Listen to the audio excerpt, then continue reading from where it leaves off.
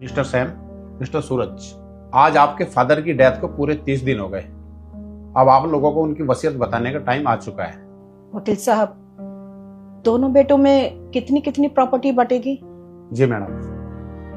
वो मैडम क्या है ना, आपके पति ने सारी प्रॉपर्टी आप ही के नाम की है और दोनों बेटों को कुछ देने से पहले वो इस दुनिया से जा चुके हैं। ये लीजिए अपनी प्रॉपर्टी के पेपर। अब आपकी मर्जी है कि ये प्रॉपर्टी आप अपने बच्चों में कैसे बांटोगी। मेरा काम हो चुका है। अच्छा, मैं चलता हूँ। अच्छा माँ, ये जो प्रॉपर्टी है ये हम दोनों भाइयों को कितनी कितनी मिलेगी? जब प्रॉपर्टी मेरे नाम हो चुकी है तो मैं सैम को इसका हिस्सा क्यों दूं? हाँ, ये तो सौतेला है ना। सारी प्रॉपर्टी तेरे नाम करूंगी। माँ, ये आप क्या कह रहे हो? मैंने आपको हमेशा अपनी सगी माँ समझा है और इस प्रॉपर्टी पे जितना हक सूरज का है उतना ही हक मेरा भी है। इस प्रॉपर्टी पर किसी का कोई हक नहीं है, सिर्फ मेरे बेटे का हक है। और वैसे भी ना तू सौतेला है, तुझे तो एक फूटी कौड़ी तक नहीं दूंगी मैं। परसों से इंतजार किया है मैंने इस दिन का। अपने पति से जबरदस्ती पहले ही मैंने वसीयत साइन करवा ली थी। लेकिन सासू माँ, ये गलत है। सैम का पूरा हक बनता है इस प्रॉपर्टी पे, आप ऐसा नहीं कर सकती। सुना नहीं वकील साहब ने क्या कहा? यह प्रॉपर्टी मेरे नाम हो चुकी है। अब मेरी मर्जी है कि यह प्रॉपर्टी मैं किसके नाम करूं। और इसे तो मैं एक पल भी बर्दाश्त नहीं कर सकती अपने घर के अंदर। इसे तो मैं एक फूटी कौड़ी नहीं दूंगी और इसे ना अपनी नजर से दूर कर दूंगी। बेटा, इसे ना धक्के देकर बाहर निकाल दे। सुना नहीं माँ ने क्या कहा? निकलो यहाँ से। सूरज, तू भी माँ की बातों में आ गया। तुझे तो मैंने हमेशा अपना छोटा भाई समझा है। तू चंद पैसों के लिए मुझे घर से बाहर निकालना चाहता है? प्लीज यार, मुझे ज्ञान मत दो। आपको भी अच्छे से पता है कि पापा के जाने के बाद इस घर में सारे डिसीजन माँ लेती है और मैं माँ के फैसलों में बीच में नहीं आता। माँ ने कहा है कि तुम्हें धक्के देके बाहर निकालूं और मैं शराफत से बोल रहा हूँ, चले जाओ यहाँ से। ठीक है, सब समझ आ रहा है। अगर आज पापा होते ना तो हमें ये दिन देखना नहीं पड़ता। चलो शताक्षी।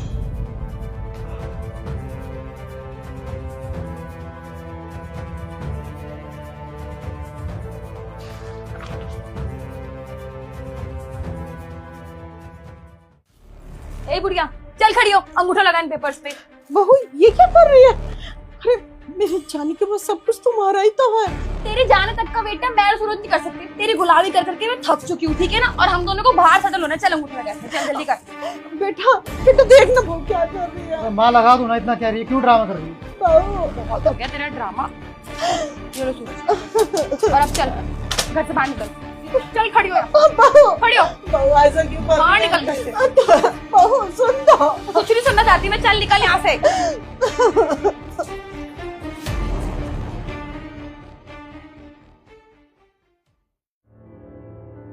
सैम बेटा रुक जा। शताक्षी, ये माँ की आवाज है ना? सैम बेटा। माँ, आप यहाँ? और आपने ये क्या हालत बनाई हुई है?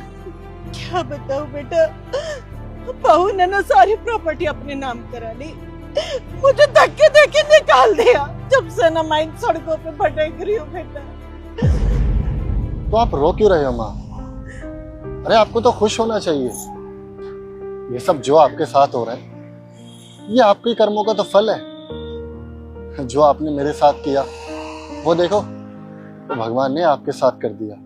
वो कहते हैं ना माँ जी, भगवान के घर देर होता है अंधेर नहीं। अब आप हमारे पास क्या करने आए हो?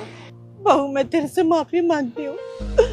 मैंने जो किया ना, मैं बहुत शर्मिंदा हूँ। मुझे अपने साथ ले चल, मैं तेरी माँ हूँ बेटा।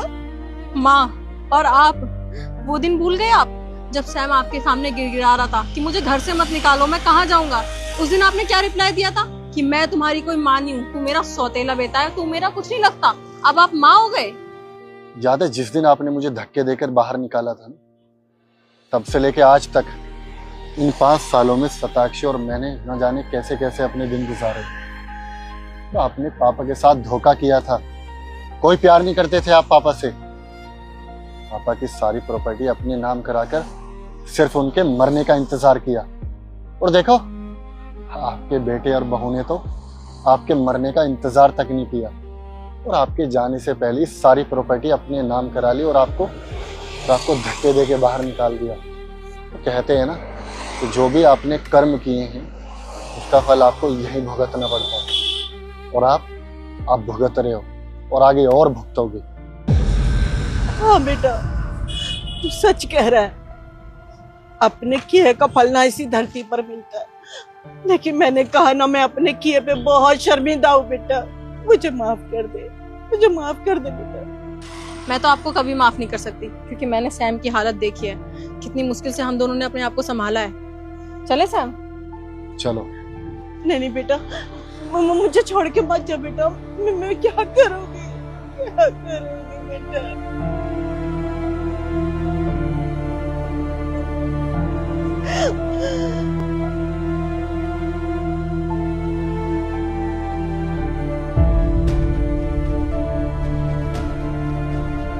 मेरे साथ मैं बात करता हूँ। आओ। भैया भाभी, सरीना को काम करने के लिए किसने बोला था? मैंने बोला था, वो मेरी आज थोड़ी तबीयत डाउन थी ना, इसलिए बोल दिया। और आपने क्यों बोला था? आपको मैंने बोला भी था कि इसे एग्जाम चल रहे हैं, इसे कोई डिस्टर्ब ना करे, ये अपनी तैयारी कर रही है। क्या हो गया सूरज? अगर शताक्षी ने सरीना को एक छोटा सा काम करने के लिए बोल दिया था, इसमें इतना रिएक्ट करने की जरूरत नहीं थी। तो भैया, ये छोटा काम भाभी खुद भी कर सकती थी, इसे डिस्टर्ब करने की क्या जरूरत थी? आप लोगों को बहुत अच्छे से पता है कि उसके एग्जाम चल रहे हैं। तो मैंने मना भी किया था, लेकिन आप लोगों ने मेरी बात नहीं मानी। और भाभी, घर में और भी तो मेंबर है ना, सिर्फ यही काम करने के लिए बची है। इसके एग्जाम है ना, आपको पता है ना। अरे इट्स ओके, मैं मैनेज कर लूंगी। क्या मैनेज कर लोगे? ठीक है सूरज, आज के बाद सरीना को इस घर में कोई भी कुछ भी काम नहीं बताएगा। कोई ना ही कहे तो अच्छा भी है। चलो तो। सैम, क्या ये सही था? नहीं, हरगिज सही नहीं था। लेकिन तुम क्या चाहती हो कि मैं भी इस पर इसी की तरह चिल्लाने लगूं? ऐसे बात बहुत आगे बढ़ जाएगी और मैं इस घर में लड़ाई झगड़ा नहीं चाहता। अब ये नासमझी में बहुत गलतियां कर रही, लेकिन इसको अपनी गलती का एहसास एक दिन जरूर। भाई, पैसे कब वापस देगा? क्या मतलब बाद में? मेरे पास इतना टाइम नहीं है कि तुझे रोज रोज कॉल करूं, ठीक है? और पैसे लेते वक्त तो नहीं बोला था कि बाद में दोगे। अरे मुझे क्या मतलब है, तुम्हारा बिजनेस लॉस में जा रहा है, मुझे उससे मतलब नहीं है। मुझे मेरे पैसे चाहिए। मेरा दिमाग खराब ना करो, मैं वहीं पहुंच जाऊंगा घर पर लेने। कल मुझे मेरे पैसे चाहिए, ठीक है? हाँ। अरे यार सरीना, भाभी को बोलो एक कप चाय बना दे मेरे लिए। मैं लेके आती हूँ।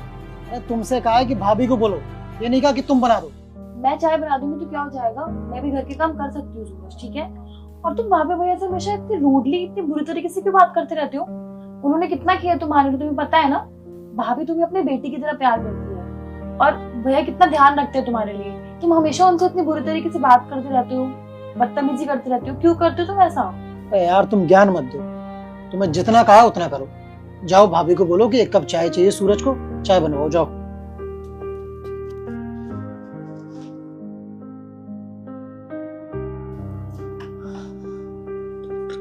भाभी, मैं ना बाहर जा रही हूँ अपने फ्रेंड्स के साथ, ठीक है? तो आप शाम को मेरे लिए खाना मत बनाना, मैं खाना खा के आऊँ। सुनो, तुम इन कपड़ों में जा रही हो? हाँ तो क्या हुआ, कोई प्रॉब्लम है क्या इन कपड़ों में?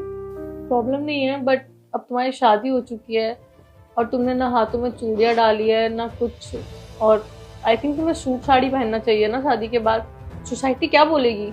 भाभी, शादी ना मैंने सूरत से करी है, सोसाइटी से नहीं करी, तो मुझे कोई फर्क नहीं पड़ता सोसाइटी के बारे में, ठीक है?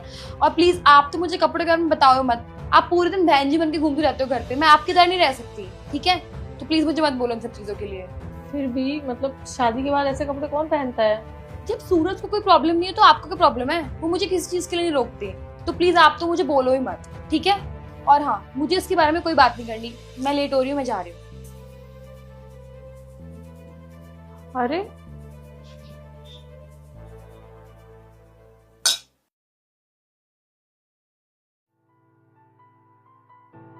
सूरज, मुझे तुमसे कुछ बात करनी थी। हाँ बोलो। आज तुम्हारी बीवी क्लबिंग करने के लिए गई हुई।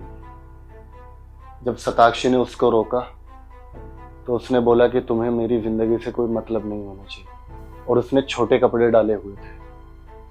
शताक्षी ने बोला कि शादी के बाद ये सब शोभा नहीं देता, तो उसने बोला कि मेरी जिंदगी में अपने तरीके से जीती, तुम सबको इससे कोई मतलब नहीं होना चाहिए। जरा तुम खुद सोचो, इस शहर में हमारे कितने जानने वाले हैं, और ये पूरा मोहल्ला हमारी कितनी इज्जत करता है।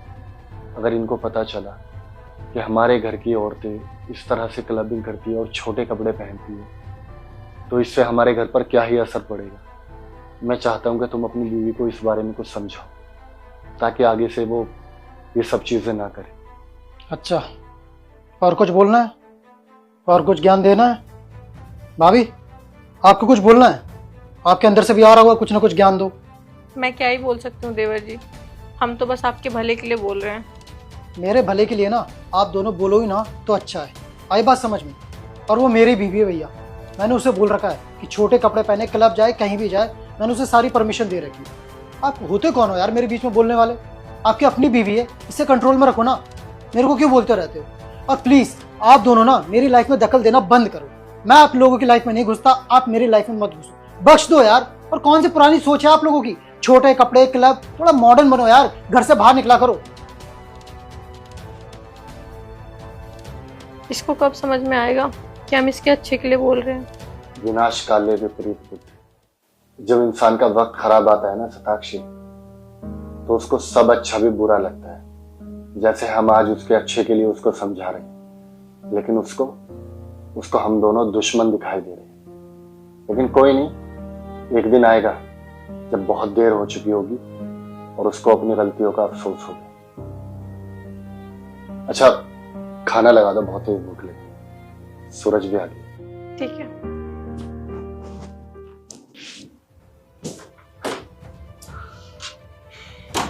कहाँ से आ रही हो तुम?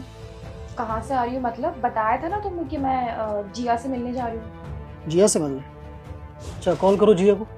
क्यों कॉल करना है? और वैसे भी अभी रास्ते में होगी, वो घर पहुंची नहीं होगी, बाद में बात करा दो। अरे उसके हाथ में फोन तो होगा ना, कॉल तो करो एक बार, जिया से मुझे बात करनी है। क्या हो गया? ऐसे क्वेश्चंस क्यों कर रहे हो फालतू में? हुआ यह है कि तुम मुझसे झूठ बोल रही हो। सच सच बताओ, कहाँ गई थी तुम? जिया के साथ तो बिल्कुल नहीं थी। जिया से जस्ट मेरी बात हुई है, वो तुम्हारे साथ नहीं थी। अब सच बताओ, कहाँ गई थी? मैं अपने एक फ्रेंड से मिलने गई थी। फ्रेंड से मिलने गई थी? कौन है ये फ्रेंड? हम दोनों फेसबुक में मिले थे, जस्ट फ्रेंड। तुम किसी अनजान दोस्त से मिलने इस ड्रेस पहन, ये कपड़े पहन के गई थी? और कहाँ मिलने गई थी? रेस्टोरेंट में। बहुत बढ़िया। कब से चल रहा तुम्हारा ये मिलना उससे? अरे इतना रिएक्ट करने की क्या जरूरत है? आज पहली बार तो मिली हूँ और लंच पे ही गई थी, इतना ओवर रिएक्ट क्यों कर रहे हो? मैं ओवर रिएक्ट कर रहा हूँ? तुम मेरे से झूठ बोल के गई थी, आई बात समझ में? अगर एक बार मुझे सच बोला होता ना, मुझे कोई दिक्कत नहीं थी, लेकिन तुम मुझसे झूठ बोल के एक अनजान आदमी से, और ये इस तरह के कपड़े पहन के उससे मिल रही हो, और आके मुझसे पूछ रही हो कि क्या हो गया? सूरज, तुम्हारी दिक्कत क्या है? तुम्हें क्या लगता है कि तुम्हारे चक्कर में मैं अपनी लाइफ कॉम्प्रोमाइज कर दूंगी? मैं तुम्हारे हिसाब से बिल्कुल भी नहीं रह सकती, ठीक है? मैं रोज रोज के ड्रामे से तंग आ चुकी हूँ। कभी तुम्हारी भाभी बोलती, कभी तुम्हारे भैया बोलते, और आज तुम भी बोल रहे हो। मैं बिल्कुल भी कॉम्प्रोमाइज नहीं करने वाली अपनी लाइफ के साथ। मेरे को अपनी लाइफ में जो करना है मैं वो करूंगी, तुम्हारे हिसाब से नहीं चलूंगी। सुन लिया तुमने? अच्छा, मैं इंटरफेयर कर रहा हूँ। ये मत भूलो कि मैं तुम्हारा पति हूँ, मुझे पूरा हक है तुम किससे मिल रही हो, कहाँ जा रही हो, और मुझे बता के भी जाओगी। आई बात समझ में? जस्ट स्टॉप इट सूरज, ठीक है? तुम गवारों वाली बातें मत करो। मैं तुम्हारा परिवार, ये सब, इन चीजों में बिल्कुल भी विश्वास नहीं करती हूँ, और मैं इनको मानने भी नहीं वाली। और मैं उससे आज मिलने गई थी, बार बार मिलने जाऊंगी, और इससे मुझे तुम्हारी इजाजत लेने की जरूरत नहीं है, ठीक है? अगर तुम्हें ये सब करना है ना तो करो, लेकिन मेरे घर में रहकर बिल्कुल नहीं। तुम मेरे घर से जा सकती हो। हाँ तो ठीक है ना, मैं तुम्हारा काम और आसान कर देती हूँ। डाइवोर्स की पेपर भिजवा दूंगी, साइन कर देना।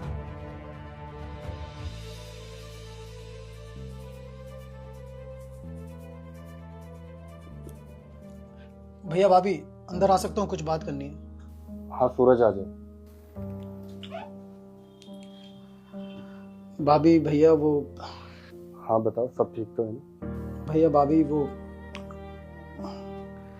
सॉरी कहना था आप लोगों को। आप लोग बिल्कुल सही थे। आप दोनों हमेशा मेरे भले के लिए मुझे समझाते थे, और मैं हमेशा आप लोगों को उल्टा बोलता था। और आपने सही कहा था, वो जो क्लब जा रही थी वो क्लब नहीं गई थी, वो ड्रेस पहन के एक लड़के से मिलने गई थी रेस्टोरेंट में, मुझे बिना बताए। और पता नहीं कितनी बार गई उससे मिलने, हर बार मुझे झूठ बोला। और जब मैंने उससे कहा कि तुमने मुझसे झूठ क्यों बोला? तो कह रही कि तुम्हारे भैया भाभी मुझे हमेशा रोकते रहते हो, तुम मुझे हमेशा रोकते रहते हो, मुझे इतने रूल्स में रहने की आदत नहीं है। और भैया उसने मुझसे कहा कि वो मुझे तलाक दे देगी और अभी घर छोड़ के भी चली गई वो।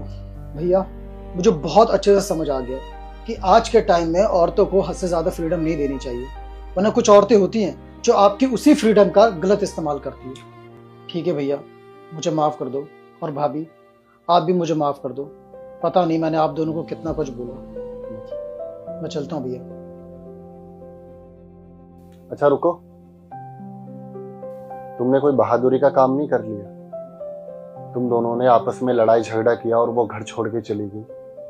आजकल की जनरेशन को ना शादी बच्चों का खेल लगता है। थोड़ी बहुत बात बिगड़ी नहीं कि रिश्ते तोड़ दिए जाते हैं। अच्छा एक बात बताओ मुझे, जब तुम्हारी शादी हुई पंडित जी के आगे और वहां पे 1000 लोगों के आगे यही वचन लिया था ना कि जिंदगी भर अपनी बीवी का साथ निभाऊंगा। थोड़ी सी बात बिगड़ी और ये नौबत आ गई कि वो घर छोड़ के चली गई। तो उसको समझाते बिठाते, उसको सिखाते क्या सही है क्या गलत है। कुछ लोग होते हैं जल्दी समझदार हो जाते हैं, जल्दी मैच्योर हो जाते हैं, और कुछ लोगों को वक्त लगता है। लेकिन इसका मतलब ये नहीं कि रिश्ते तोड़ दिए जाए, तलाक तक नौबत आ जाए। तुम्हें जो करना था तुमने कर लिया, वो यहां से जा चुकी है। कल मैं जाऊंगा उसके घर, जाकर बात करूंगा उसके परिवार से और उससे। मुझे उस पर पूरा यकीन है वो समझेगी और वापस इस घर में आएगी। और तुम भी थोड़ा समझदार हो जाओ और चीजों को थोड़ा सा अच्छे से लेकर चलो। और हम लोग तुम्हारे दुश्मन नहीं हैं, तुम मेरे छोटे भाई हो।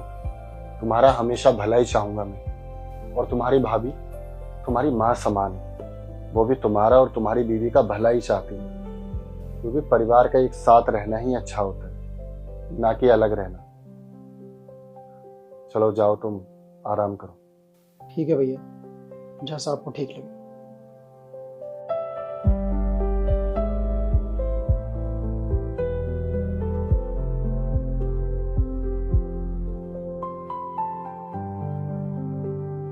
अभी वो मुझे 1700 रुपये चाहिए था, तो भैया ने कहा मेरे पास खुले नहीं है, भाभी से ले लेना। अच्छा, मेरा पर्स देखो वहां रखा है, देना उठा के। नमस्ते। हेलो। खुले तो नहीं है, 2000 रख लो। भाभी इसमें 300 रुपये बचेंगे, आपके लिए मार्केट से कुछ ले आऊं? नहीं, अभी तो किसी चीज की जरूरत नहीं है, तुम रख लो, काम आएंगे। थैंक यू भाभी। ये कौन था बेटा? उनके भाई हैं, छोटे भाई। सगा? नहीं, सगे नहीं है, मामा का लड़का है। बेटा तूने उसको पैसे क्यों दिए? हमारे साथ रहता है तो मैं ही पैसे दूंगी ना, और कौन देगा? इसका मतलब वो कोई नौकरी वोकरी नहीं करता है? क्या दीदी, मतलब जिया जी इसके सारे खर्चे उठाते हैं, तो ये खुद क्या करता है? अभी वो पढ़ाई कर रहा है, अभी वो जॉब नहीं करता, तो सारे खर्चे वही उठाते हैं इनके। बेटा एक अनजान इंसान तुम्हारे घर में रह रहा है, सारा खर्चा तुम लोग उठा रहे हो? बेटा वो एकदम निठल्ला है। अरे ऐसे निठल्ले इंसान को घर में बिठाना क्या अच्छी बात है? अरे दामाद जी कितनी मेहनत करके पैसे कमाते हैं, ये निठल्ला पड़े पड़े ऐसे पैसे उड़ाता है। अपना सगा भाई होता तो कुछ बात समझ में आ रही है, पर ये तो पराया है ना। सही बोल रहे हो आप मम्मी, इसे ना अपने पैर में खुद कुल्हाड़ी मारना बोलते हैं, अपना घर खुद तोड़ना, जो तू कर रही है। मम्मी आप क्या बोल रही हो, मुझे कुछ समझ में नहीं आ रहा। बेटा मैं तुझे समझाती हूँ, दामाद जी कितनी मेहनत से पैसे कमाते हैं। किसके लिए कमाते हैं? अपने परिवार के लिए कमाते हैं ना। अरे ऐसे लोगों के ऊपर पैसे लुटाएगी तो घर कैसे चलेगा? और तू उठा के पैसे उसको दे देती है। बेटा मैं तेरी माँ हूँ इसलिए समझा रही हूँ, आज की दुनिया में कोई किसी का नहीं होता है, सब अपना अपना देखते हैं। और ये भी ना एक दिन ऐसे ही चला जाएगा, टाटा बाय करता हुआ रह जाना फिर तुम। बेटा ये घर ना बड़ी मुश्किल से चलता है, जितने पैसे तूने उसको दिए है ना उतने पैसे तू अपने ऊपर खर्च करती, उसको देने की क्या जरूरत थी? अरे उसको बोल कहीं नौकरी करे, 2 वक्त की रोटी कमाएगा, 2 पैसे लाएगा, उसका भी खर्चा निकलेगा और घर भी चलेगा। यहाँ पड़े पड़े तुम्हारे सर पे नाच रहा है वो। तो बेटा पैसे उस इंसान को देने चाहिए जहाँ से वापस आने की उम्मीद हो, और तू तो अंधे कुएं में पैसे डाल रही है जो कि कभी वापस नहीं आने वाले। अरे मम्मी आप किसको समझा रही हो? ये आपकी बात मानेगी? बिल्कुल भी नहीं मानेगी, इसने हमेशा ना अपने मन की करी है। अभी आप इसको उसके सही के लिए बोल रहे हो ना, देख लो आपसे ही बहस कर रही है ये। लेकिन मम्मा आप ना टेंशन मत लो, मैं इसकी तरह बिल्कुल भी नहीं बनूंगी। मैं अपने पति का पैसा यहाँ वहाँ बिल्कुल भी नहीं जाने दूंगी। तू मेरी जैसी कभी बन भी नहीं सकती। और एक बात बताऊं, मैं भी तेरी जैसी कभी बनना नहीं चाहती, क्योंकि मैं ना घर तोड़ने वालों में से नहीं हूँ, घर बना के रखने वालों में से हूँ। और आप दोनों क्या बोले जा रहे हो? कब से 1 घंटा हो गया मुझे सुनते हुए। मम्मी, आप मेरी माँ होके मुझे ये सिखा रहे हो कि अपने घर में दरार कैसे डालनी है। एक बात बताओ, अगर सईना मुझसे कभी हेल्प मांगती है तो क्या मैं उसको मना करती हूँ? सईना भी तो काम नहीं करती है ना, लेकिन वो फिर भी मेरे से पैसे मांगती है। लेकिन मैंने कभी नहीं बोला कि तुझे पैसे देने से मेरा क्या बेनिफिट है, मेरे पास तो वापस नहीं आने की, लेकिन फिर भी मैं हमेशा ऐसे पैसे देती हूँ। ऐसे ही वो अपने भाई को देते हैं, और इसमें मैं बिल्कुल भी मना नहीं करूंगी उन्हें, क्योंकि मुझे घर तोड़ना नहीं, घर बनाना आता है। मुझे आपसे ये उम्मीद बिल्कुल नहीं थी माँ कि आप अपनी बेटी को ऐसा सिखाओगे कि उससे उसका घर खराब हो जाए। और एक बात बताओ, अब तो चलो शादी हो गई तो मैं इनसे बोल दूं कि आपके पैसों पे सिर्फ मेरा हक है, लेकिन शादी से पहले तो परिवार वालों ने इन्हें पाल पोस के बड़ा किया है ना, इस लायक बनाया है। तो अगर ये कमा रहे हैं और अपने परिवार में पैसा दे रहे हैं तो मैं कौन होती हूँ उनको मना करने वाली? अगर बात ये होती कि ये अपने घर में पैसे दे रहे हैं, मुझे नहीं दे रहे हैं, तो शायद मैं थोड़ा बहुत बोलती कि मेरे शौक नहीं पूरे हो रहे, लेकिन इन्होंने मेरे लिए किसी चीज की कमी नहीं छोड़ी है। तो मैं कौन होती हूँ उनको बोलने वाली कि आप अपने परिवार में पैसे मत दो? मुझे नहीं लगता कि मेरे ये बोलने से मेरा घर बनेगा। एक बात बोलूं मम्मी, आपका कोई लड़का नहीं है। अभी तक पैसे आपको मैं ही भेजती हूँ, कभी सरीना कमाती है तो वो भेजती है, लेकिन अभी इसकी भी जॉब चली गई है। तो मैंने आपको कभी मना किया है कि मैं आपको पैसे क्यों दूं? मेरी तो शादी हो गई है, मैं तो ससुराल देखूंगी नहीं ना, मैं भी तो अपना मायका देखती हूँ। और सरीना एक बात बोलूं, मम्मी के कहने पे ना कभी अपने ससुराल में ये हरकत मत करियो, नहीं तो तेरा घर टूट जाएगा। और मैं नहीं चाहती कि मेरी छोटी बहन पे उंगली उठे कि कैसी परवरिश दी है इसके घर वालों ने इसको। ये तो आते ही घर तोड़ना शुरू कर दिया इसने। अगर किसी चीज में प्रॉब्लम हो ना तो मेरे से बात करियो, मैं समझा दूंगी। और मम्मी, आप भी ना अपनी ये आदत सुधार लो, क्योंकि आपका कोई लड़का नहीं है। इन फ्यूचर आपको मेरे पास या इसके ससुराल में ही रहना पड़ेगा। और अगर आपकी यही आदत रही ना तो ना ये आपको रखेगी और मैं तो बिल्कुल नहीं रखूंगी, क्योंकि मुझे अपना घर तोड़ना नहीं है। तुझे क्या लग रहा है मम्मी और मैं तेरा घर तोड़ने के लिए बात बोल रहे हैं? एक तो मम्मी तुझे तेरे अच्छे के लिए समझा रही है और जीजा जी के सारे पैसे उस मलायक को दे जा रहे हैं। मैं तेरी खुद की बहन हूँ, तू मुझे पैसे दे सकती है, लेकिन वो तो पराया है ना, अपना भाई थोड़ी ना है। उसमें पराया क्या होता है? वो उनका अपना भाई जैसा है, क्योंकि उनका कोई भाई नहीं है। बचपन से वो दोनों साथ में रहे हैं और वो अपने भाई से भी ज्यादा प्यार करता है अपने भाई से। तो मैं कौन होती हूँ बीच में बोलने वाली? और इसमें मम्मी ने क्या सही बोल दिया, एक बात बता, जब पापा थे तो मम्मी भी तो अपने घर पैसे भेजती थी, लेकिन इनको तो नहीं भेजने चाहिए, अपने भाइयों के पास पैसे भेजती थी। बहन तो कभी कुछ नहीं बोला। बेटा तू किसे समझा रही है? इसकी समझ में कुछ नहीं आएगा। यहाँ पर आकर अपनी बेइज्जती और करवा ली। अब चल तू घर। सही कहा मम्मी ने, आप दोनों का चला जाना ही ठीक है, क्योंकि आपकी ये बात मैं कभी भी नहीं मानने वाली हूँ और अपना घर कभी नहीं तोड़ने वाली। तो आप लोग जा सकते हैं, मुझे कोई प्रॉब्लम नहीं। चल बेटा, बहुत हो गया।